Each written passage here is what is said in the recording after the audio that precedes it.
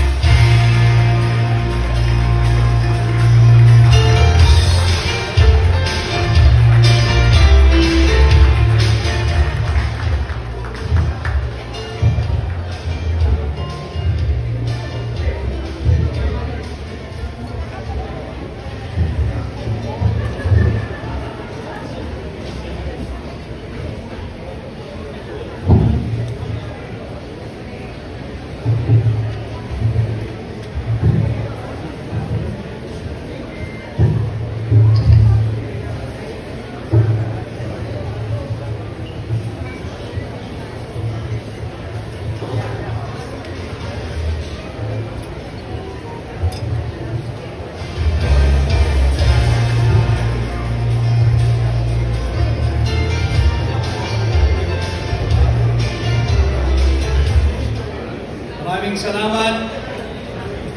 Magandang hapon po sa inyong lahat. Maayong hapon kanatong tanan. Assalamualaikum.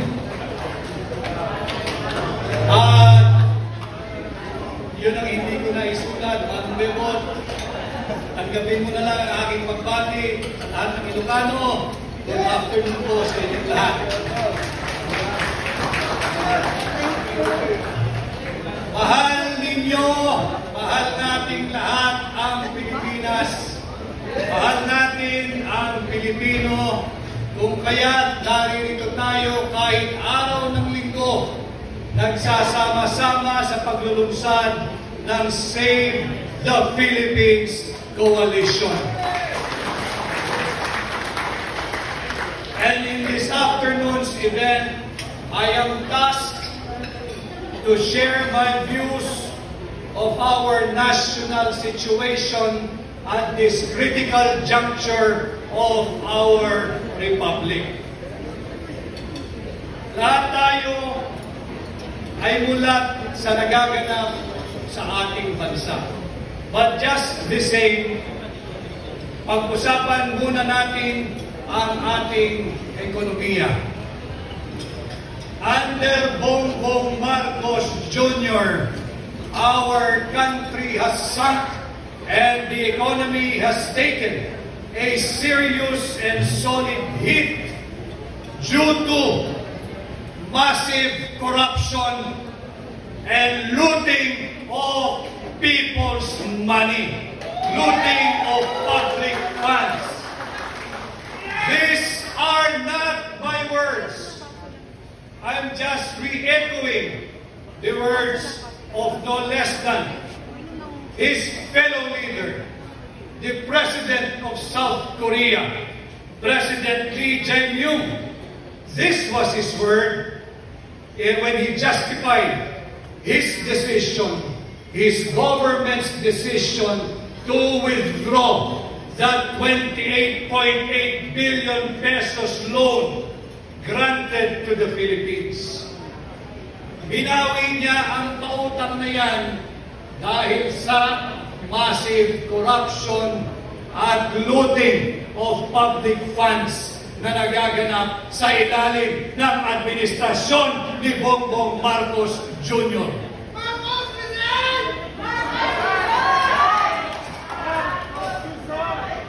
The value of our peso has sunk and has fallen in its lowest level and still stands at 59 to $1.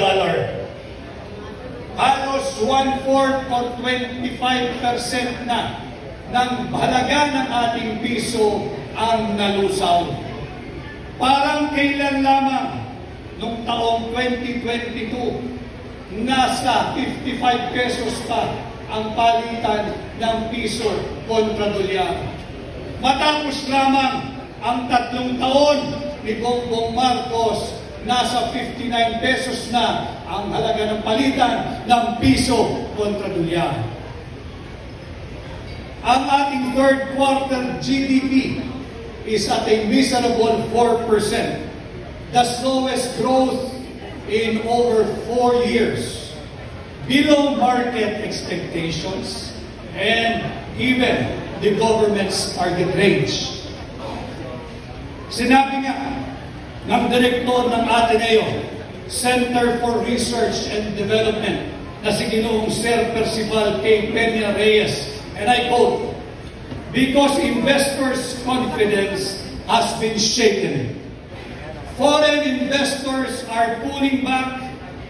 This scandal," referring to the flood control fund scandal, referring to the Bicameral Conference Committee report scandal, referring to the illegal, invalid, immoral, criminal, unconstitutional 2025 national budget, has created a mix of political risk, uncertainty, and social unrest. It threatens investment grade rating and undermines our medium-term fiscal framework.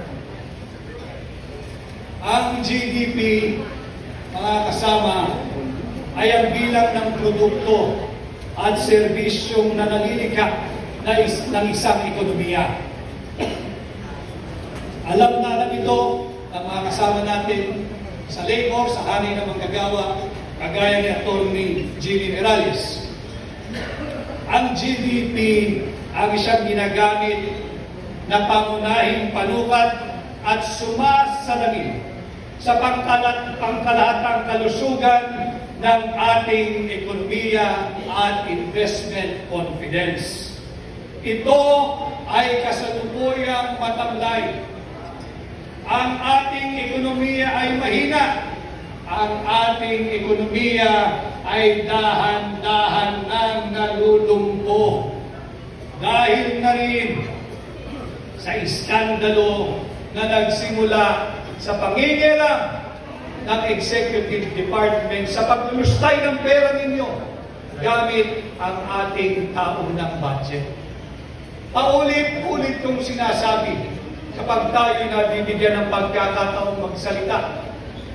Ang punot dulo, ang simulat katapusan, ang ugat ng lahat ng korupsyon sa ating bansa ay nagmumula sa ating taunang budget.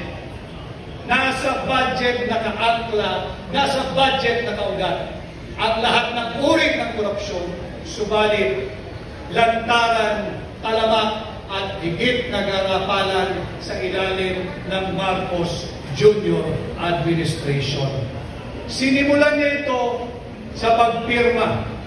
Sinabi na namin, ibinunyag na ni Congressman Sig Bungab na napakaraming blanco diyan sa panukalang budget, diyan sa Bicameral Conference Committee report ng 19th Congress. Naghalinhinan sa paggagahasa sa pera ng taong bayan si Congressman Saldico, dating chairman ng appropriation, at ang kanyang kapalit, si Congresswoman Stella Kimbo. Hindi natitigil dyan sapagkat meron din silang kahalinhinan sa panggagahasa sa pera ng mga Pilipino. Pagdating naman sa parte ng Senado, ang chairperson ng Finance Committee, walang iba kundi ang dating Senadora Grace Poe. Subalit sa kabila ng pagbubunyag na ito, pinirmahan, inaprubahan pa rin ni Bongbong Marcos ang illegal, invalid, immoral, criminal, at unconstitutional 2025 national budget na siyang nagbigay daan sa daluyong ng urakot, sa daluyong ng korupsyon, sa daluyong ng panggagahasa sa pera nating mga Pilipino. Dinulustay gamit ang flood control funds anomaly gamit ang those flood control projects, gamit at ang pang-aabuso sa social at health funds, gamit ang sikat na ayuda. Ang tawag ay AIX, ang tawag ay AKAP, at kung ano na pa. Wala naman silang naidulot na buti sa ating ekonomiya. Ito yung ginagawang pambubudol na justification ng Marcos Jr. administration. Akanila, bakit ninyo tinututulan ang AKAP, ang AIX, ang ayuda? Ito'y ayuda ibinibigay sa ordinaryong tao upang humigit ang pag-ikot ng ating ekonomiya. Buti sana kung ganun ang naganap. Subalit, kagaya ng aking sinasabi, ang pagkakaunawa pala nila sa AKAP ay ang kakapal ng aming pitaka at binulsalan ang perang dulot ng ayuda. Ang ating approved foreign direct investments, ito ay bagsak na rin sa halos 50% dahil pa rin sa iskandalo na kinakasukutan mismo ng Pangulo ng Republika ng Pilipinas, mismo ni Bongbong Marcos. Sinong makakalimot sa naging tahasang pahayag ng kanyang dating tauhan, ng kanyang bataan, ang kanyang chairman ng appropriations? 25 billion pesos ay kanyang inihatid at ibinigay kay Bongbong Marcos. Bukod pa riyan, ang 100 billion pesos na insertion ng tanggapan ng Pangulo. Hindi tama ang paggamit sa pondo natin mga Pilipino. Kanya hindi nakakagulat kung bakit mag-apply.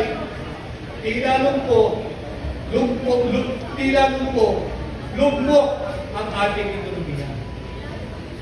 Bukod dito, bukod sa napakaraming maling polisiya ng Marcos Jr. administration, hindi rin nakakatulong ang mga irresponsable at mapangahas na nagiging pahayag ng mga opisyal ng Marcos Jr. administration. Banggitin mo natin yung naging pahayag mismo ng hepe ng Sandatahang Lakas ng Republika ng Pilipinas. Sila raw ay kasalukuyang naghahanda. Sinasanay ang kanilang hanay para sa isang digmaan.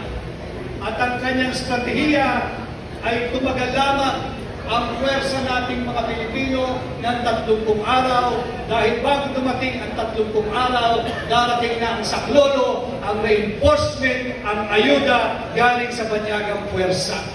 Yan ang kanyang estratehiya. Hold the line and preserve the troops. Wala siyang estratehiya na talunin kung sino man ang gusto niyang digmain. Ang kanya, huwag lang maubos ang ating mga sundalo at patagalin lamang ng 30 araw in the hope na may darating na tulong mula sa mga banyagang puwersa. Hindi rin nakakatulong yung pagbubukas ng bibig. Kilala naman natin lahat kung sino yung mistulang Lucaret sa Malacanang.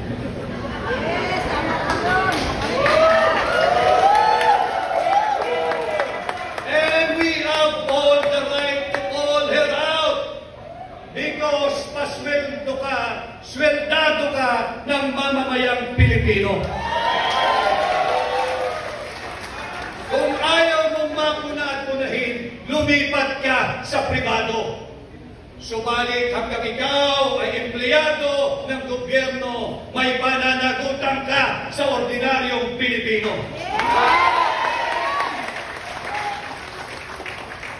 Marami akong nakilala ngayong hapon na pinatutukuyan nila. Binabansagang destabilizers.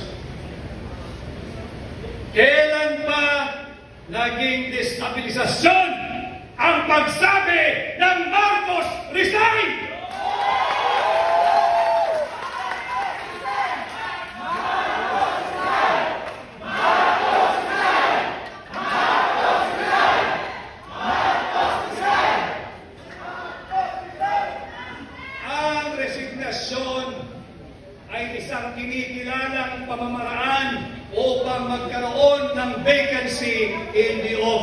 of the President.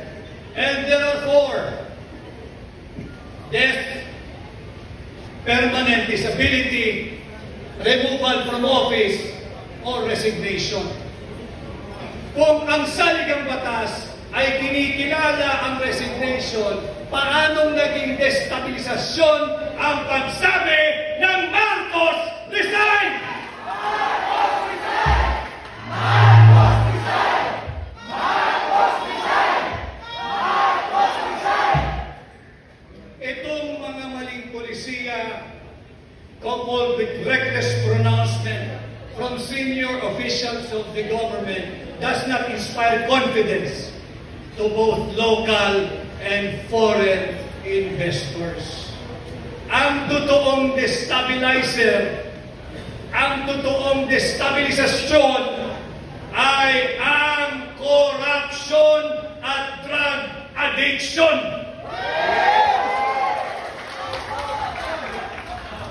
If this administration feels some degree or the great degree of instability in their governance, huwag na silang maghanap ng sisisihin.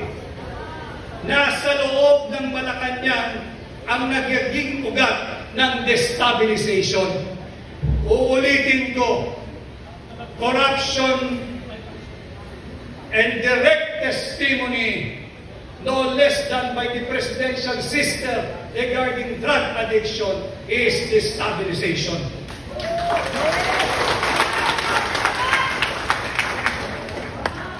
Ang 19% na taripa na ibinataw ng Estados Unidos sa lahat ng produktong Pilipino na papasok sa kanilang bansa, hindi rin ito nakakatulong sa pagsigla ng ating ekonomiya. 19% ang ipinapataw na taripa, samantalang 0% ang sa Estados Unidos. Yan ay produkto ng pagiging top negotiator. Yang 19% na taripa, nakakasakit at nanganganib kagaya po ng ating coconut oil industry. Pagpasok niya sa bansang Amerika, siya ay papatawan ng 19% na taripa. Samantalang, ang palm oil, kung manggagaling sa Estados Unidos, 0% ang taripa. Paano ka mananalo? Ano ang ating advantage? 19-0. Yan yung mga problema na kinaharap ng ating ekonomiya. Sa kasalukuyan, nandito rin ang ating kaibigan at ginagalang na dating kalihim ng Department of Labor, si Manong Devon Bello. Ang BPO industry at overseas Filipino workers remittance ang nananatiling angkla ng ating ekonomiya.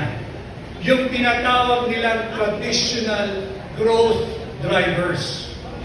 Noong 2024, last year, ang BPO industry at ang remittance ng mga Filipino workers at Filipino migrants combined ay umabot ng $76 billion. Malaki yun. Subalit, hindi pwedeng yung BPO industry lang at yung OFW remittance lamang nakaasa ang pagsigla ng ating ekonomiya.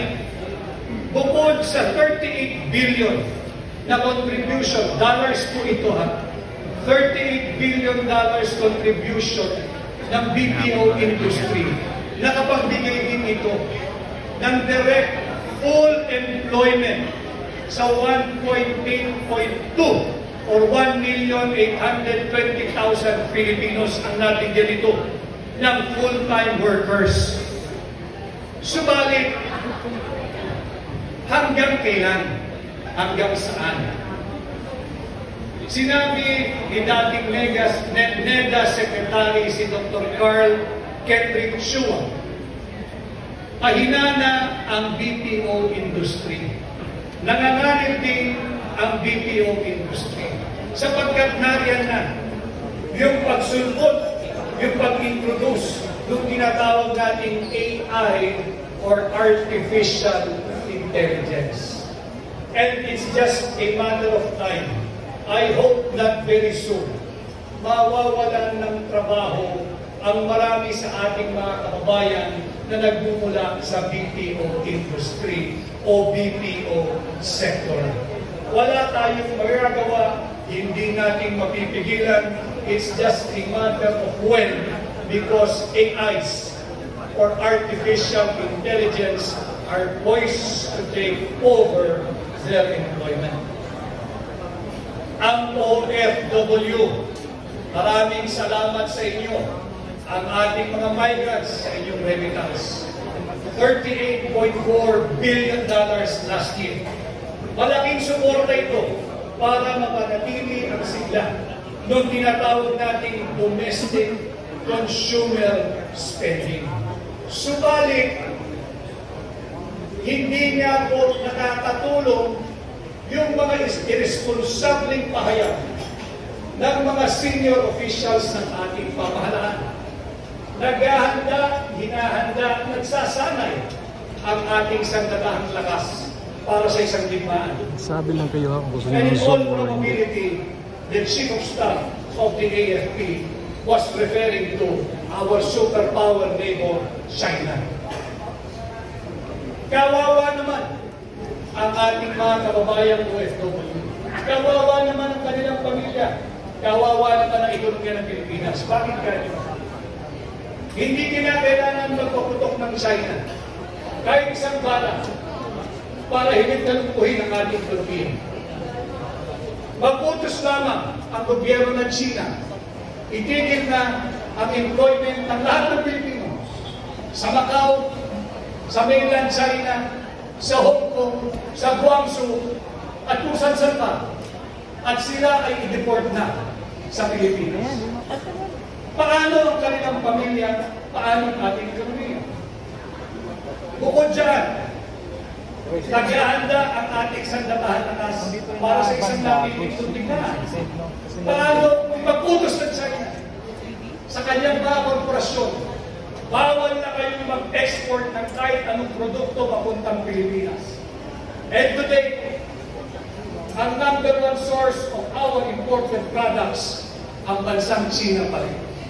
Kaya kung meron tayong problema dito sa loob, sa ekonomiya, dahil na rin sa maling polisiya ng pamahalaan at masyadong mapakahas at irresponsableng pahayag ng mga opisyal nito. Meron po sana tayong pagtugtog dito sa BPO at sa mga remittance ng OFW. Ano po yun?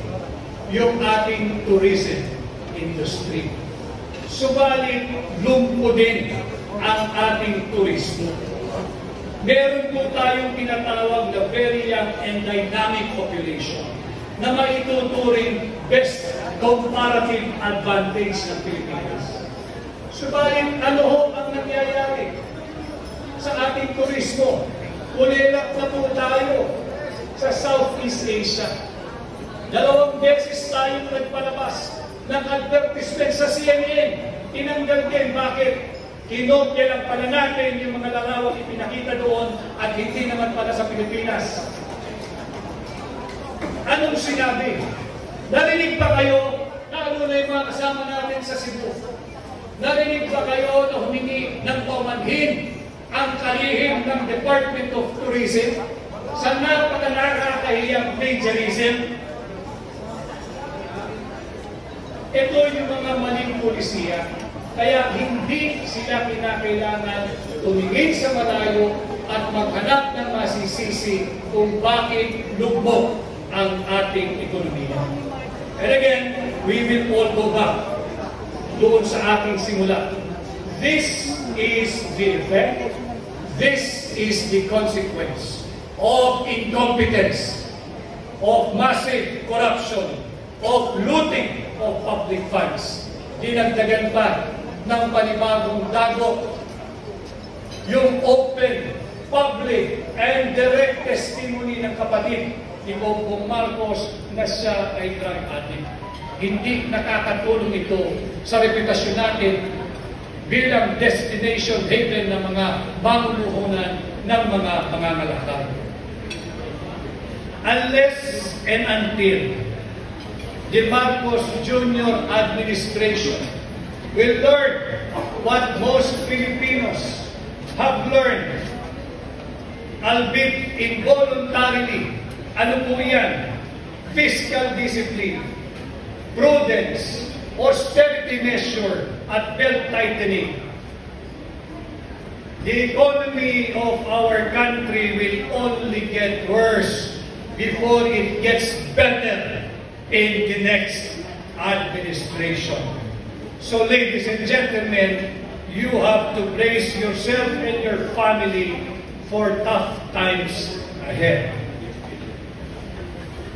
Pagdating naman sa usaping politikal, alam kong gulat kayo lahat sa nangyayari sa ating bansa. Meron tayong kinaharap na leadership, integrity, credibility, and accountability crisis ng administrasyon ni Bongbong Marcos Jr. Ulitin ko, dulot ito ng massive corruption and looting of public funds. Bukod dito, nabuksan muli ang issue ng drug addiction dahil sa naging bukas na pahayag at publikong testimonya na base sa kanyang personal knowledge, base sa kanyang personal experience, base sa kanyang personal na pagkakakilala sa kanyang kapatid, ang ate o ang manang ni Bongbong Marcos. Ano ang tugon ng Lucaret sa palasyo?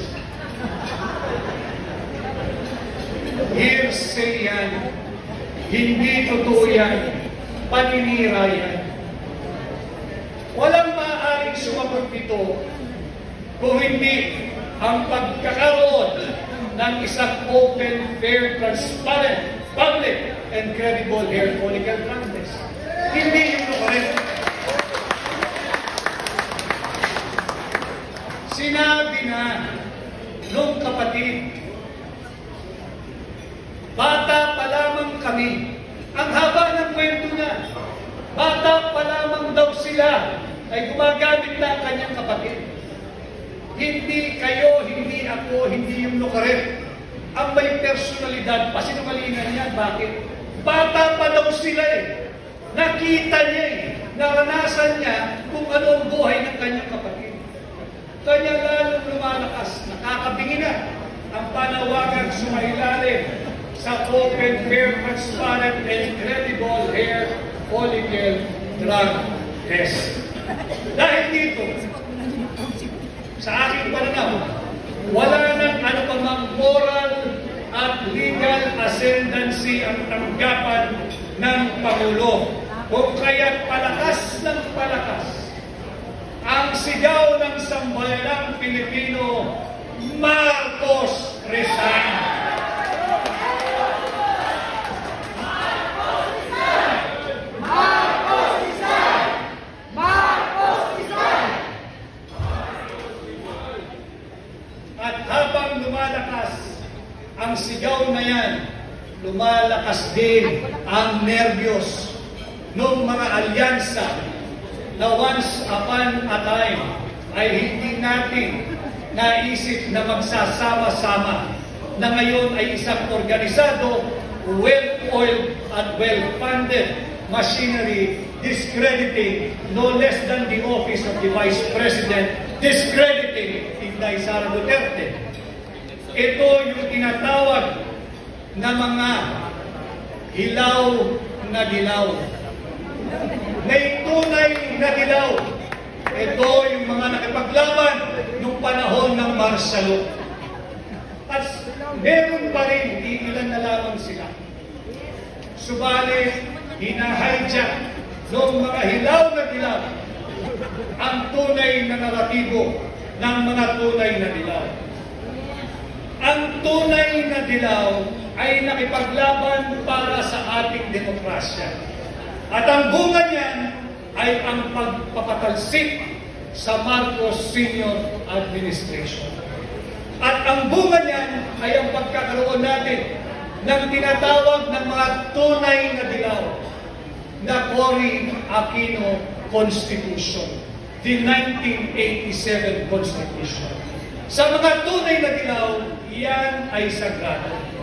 Subalit, sa mga hilaw na dilaw, sa mga makakaliwang grupo, sa mga kakamping, at sa mga bagong Pilipinas na alyansa, sasagasaan nila, ibabasura nila, kahit sunugin pa nila ang ating saligang batas. Huwag lamang matupad yung malinaw na garansya dyan pagdating sa constitutional succession. Yan ang puwersang nagsasama-sama ngayon.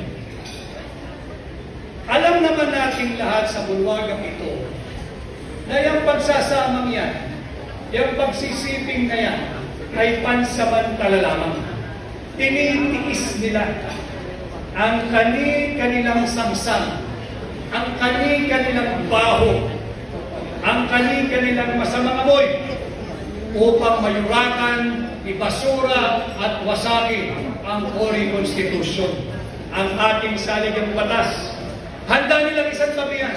Handa nilang isang tabi ang diwa ng ating demokrasya upang isulong ang iligal na layunin at hangarin na pigilan at huwag maging Pangulo si Inday Sara Duterte, maging ito man ay sa pamamagitan ng isang tapat at malinis na halalan o di kaya sa pamamagitan ng constitutional succession. Pati ang ilang elemento sa loob ng simbahang Katoliko nakakabingi ang inyong katahimikan. Lantaran na ang isyu ng korupsyon. Lantaran na at muling-muli ang isyu ng drug addiction.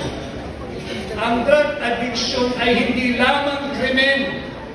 Ito'y isang brain disorder.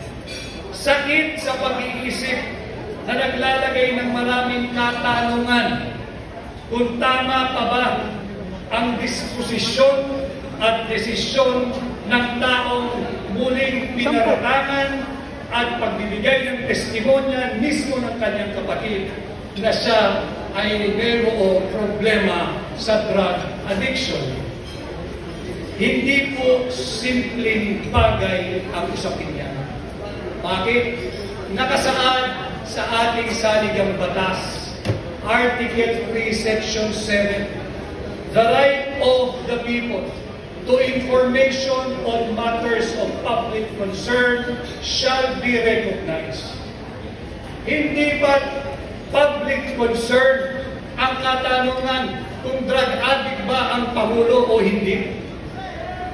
Hindi ito pwedeng sagutin sa pamamagitan lamang ng isang missing aso o kaya pahayag ng lokaret sa palasyo.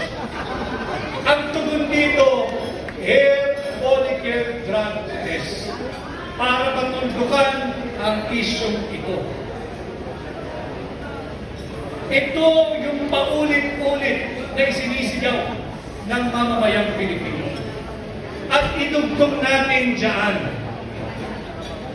sa Article 3, Section 7. Dalhin ko kayo sa Article 7, Section 12. Ito ay mahalaga. Nakasaad sa Article 7, Section 12, in case of serious illness of the President, the public shall be informed of his state of health. Again, drug addiction is considered both a complex brain disorder and mental illness.